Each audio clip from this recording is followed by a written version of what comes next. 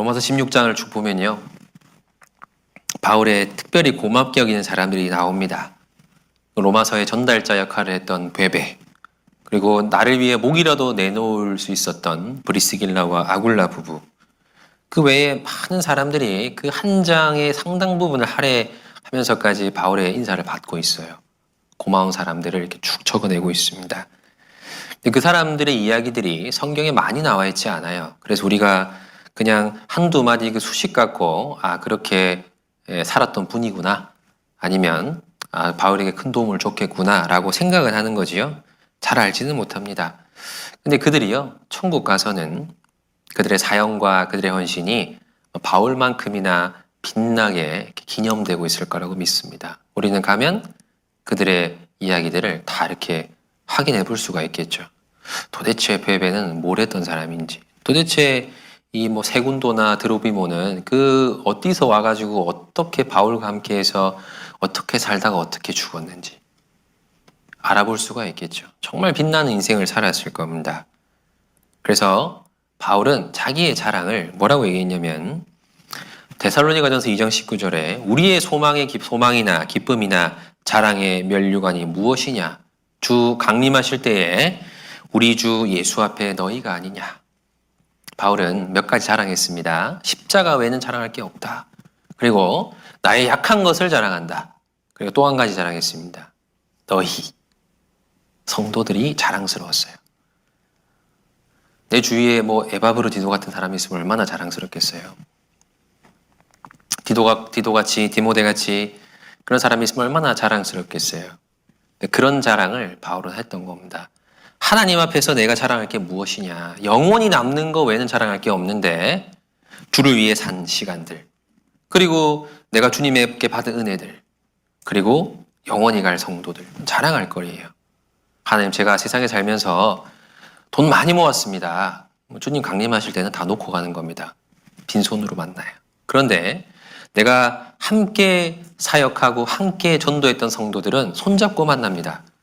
그러니까 얘기할 수 있겠죠. 하나님, 같이 했습니다. 우리 같이 수고했습니다. 자랑할 게 되는 거예요. 우리가 천국 가면 시대를 불문하고 모든 사람이 동시에 만나겠죠. 그런데 특별히 우리는 서로 사연이 있잖아요. 같은 지역에서, 같은 교회에서 같이 봉사하고 같이 고생했으니까 그 애틋함이나 마음의 어떤 그 애정이 분명히 차이가 있을 거라고 생각을 합니다. 그러니까 우리가 영원한 자랑이 서로에게 되겠죠. 얼마나 우리는 서로에게 귀한 사람들입니까? 이런 사람들이 바울은 주위에 많았습니다. 근데 이제 우리에게 질문을 좀 해봐야겠죠. 여러분 주위에는 이런 사람이 있으신가요? 내가 희생되고 이렇게 좀 어려움을 당해야 될 때 나인 척하고 나처럼 대신 그렇게 고생해줄 사람, 아니면 정말 내가 마지막에 이르렀을 때 고마운 사람을 이렇게 쭉 적어보라 그럴 때 한 장을 빼곡 채울 정도로 이렇게 여러 사연을 가진, 추억을 가진 사람들이 있으신가요? 정말 마음이 힘들 때 누구에게 전화해봐야겠다, 그렇게 해서 좀 주저없이 이렇게 연락할 만한 그런 사람이 있으신가요? 동역자가 있어야 됩니다. 근데 내 주위에는 없어.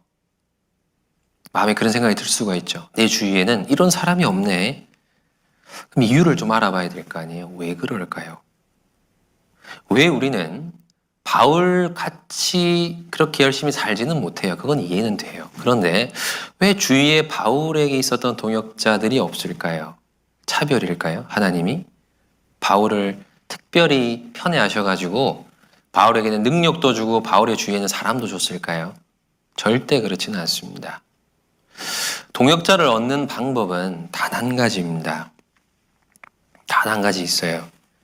시편 60편 찾아보겠습니다. 시편 60편 4절. 같이 한번 읽어보겠습니다. 구약성경 844페이지 시편 60편 4절입니다. 같이 읽어보겠습니다. 주를 경외하는 자에게 길을 주시고 진리를 위하여 달게 하셨나이다. 기라는 게요, 깃발입니다. 깃발. 전쟁할 때 보면 저쪽 진영과 우리 쪽 진영을 구분 짓는 것은 그 깃발이죠. 그래서 어느 편에 서는지가 적군이냐 아군이냐를 이제 보여주는 겁니다. 주님이 주님을 경외하는 자들에게 깃발을 주셨습니다. 왜 깃발을 주셨는가 하면 그 깃발을 중심으로 모이라는 거예요. 그러면 우리 편이 됩니다. 그리스도의 군사와 일꾼으로 복음을 위하여 우리를 부르셨습니다. 그래서 하나님이 주신 그 깃발 아래 모인 사람은 하나님의 동역자라고 불러요. 고린도 전서 3장을 찾아보겠습니다. 고린도 전서 3장 9절 같이 읽어보겠습니다. 우리는 하나님의 동역자들이요 너희는 하나님의 밭이요 하나님의 집이니라. 우리가 그런 동역자를 많이 얻으려면 뭘 제일 먼저 해야 되냐면 내가 하나님의 동역자가 돼야 돼요. 유일한 방법입니다. 하나님과 관계없이 동료를 모으면 그건 사조직이죠. 사조직. 편당, 교회에서는 편당이라고 부릅니다. 두세 사람이 내 이름으로 모인 곳에 나도 그들 중에 있느니라. 그게 교회입니다. 내가 누군가를 내 가까운 동역자로 만들고 싶다면 내가 먼저 하나님의 동역자가 되어야 돼요. 하나님과 함께하는 사람이 하나님과 함께하는 다른 사람들의 동료가 될 수 있습니다. 그러니까 내 주위에는 사람이 없어 라고 말하기 전에 내가 하나님의 동역자인가 하는 것을 먼저 좀 살펴봐야 됩니다. 하나님이 하시고자 하는 일에 함께하는 게 동역자예요. 동역자란 말은 같은 역할을 가진 사람이라는 뜻입니다. 같은 목표와 역할을 하는 사람, 그 사람을 동역자라 불러요. 그러니까 내가 하나님의 동역자가 되지 못하면 내 주위에는 바울의 주위에 있었던 그런 동역자들이 있을 수가 없습니다. 물론 나하고 성향이 맞는 사람, 코드가 맞는 사람은 있을 수 있겠죠. 그렇다고 해서 그 둘은 동역자라고 부를 수는 없습니다. 친구겠죠, 친구. 그런데 하나님과 하나님의 일을 위해서 내가 먼저 하나님의 손을 붙잡으면 하나님의 손을 붙잡고 있던 많은 사람들을 다 동료로 둘 수가 있어요. 그게 우리가 동역자를 만드는 비결입니다. 바울이 그랬기 때문에, 바울은 하나님과 동역했기 때문에 하나님과 동역하러 온 사람들을 거기서 만난 거예요. 그래서 그들이 바울의 인간성이나 됨됨이나 열정이 이끌린 게 아니라 바울이 하는 하나님의 일을 자신들도 한 것입니다. 그 자리에서 그 역할을. 하나님이 하시고자 하는 일이 뭐죠? 교회를 세우고 복음을 전하고 그 일을 나도 하려고 하는데 정말 그 특심한 사람이 앞에 있는 거예요. 도운 거죠. 바울을 도운 게 아니라요. 하나님을 도운 겁니다. 사실은 그 모두가 하나님을 위해서 같이 일을 한 거예요. 하나님과. 그래서 그 사람의 인간성, 여러 배경, 여러 가지 됨됨이를 떠나서 정말 그 마음으로 하나가 될 수 있었던 거고 목이라도 내놓을 수 있을 마음이 있었던 거죠. 바울 개인을 위해서가 아니라 바울이 하나님의 동역자였기 때문에. 그래서 바울을 돕는 것은 하나님을 돕는 일이 됐어요. 우리가 선지자 이름으로 선지자를 영접하면 선지자의 상을 받는다 그랬죠. 왜 우리가 하나님의 사람들, 형제들을 영접하는 것이 주를 영접하는 게 되는 걸까요? 그들이 하나님의 동역자라서 그런 겁니다. 우리도 그런 사람이 주위에 있어야 되고 우리도 그런 사람이 되어야 됩니다. 주위에 그런 사람이 내가 정말 힘든 일을 하고 있는데 동일한 어려움을 당하고 있는 사람이 주위에 많으면 그 사람이 얼마나 큰 힘이 돼요. 전우입니다. 전우. 제가